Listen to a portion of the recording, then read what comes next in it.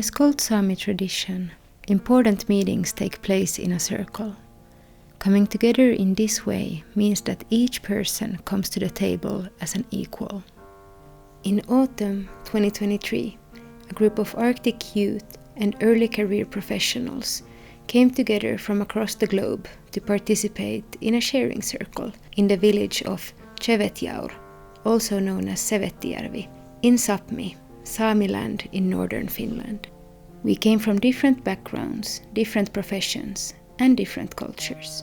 But we all came to the circle to listen, learn, and discuss how Arctic researchers can better support the communities they work in.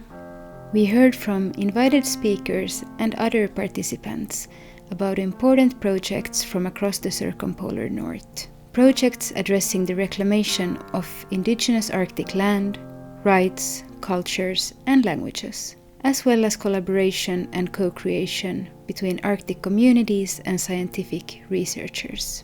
We also saw the work of the Snow Change Cooperative, a network of local and indigenous communities working together on climate change and environmental challenges and advancing their cultures.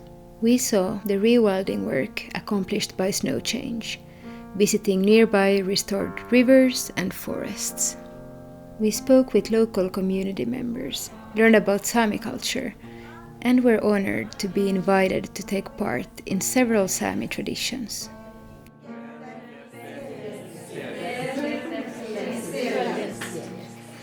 All right.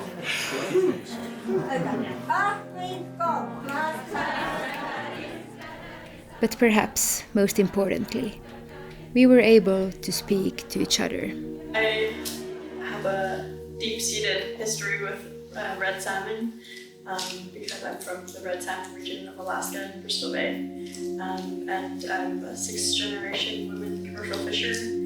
I was really excited to meet with international colleagues and have a chance to share the work that I do in Alaska, and also just have a relaxing environment where I feel like there's space to be vulnerable, because I feel at conferences and in my professional life it's a lot of performance, and so coming to an Arctic research group that you can be authentically yourself, I think is a nice breath of fresh air.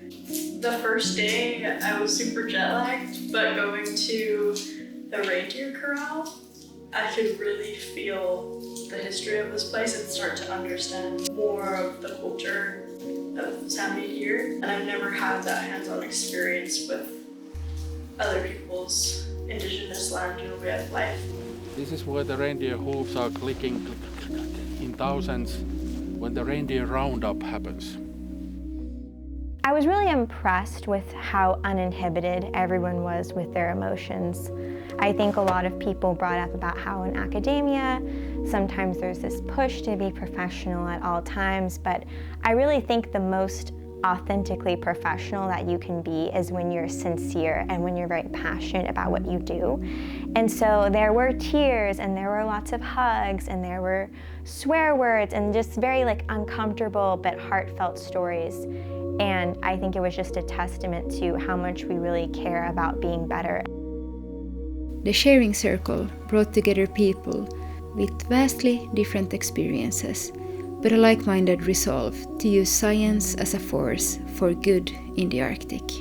Discussions required a willingness to be wrong and an acceptance that you would need to listen and learn in order to understand the nuances of such difficult topics. In a dramatically changing Arctic landscape, trust and respect between communities and researchers is vital.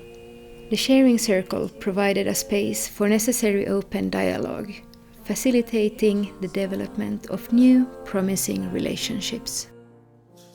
It's the opportunity to feel that I'm not alone, and to share the highs and lows of this field with other people going through the same things.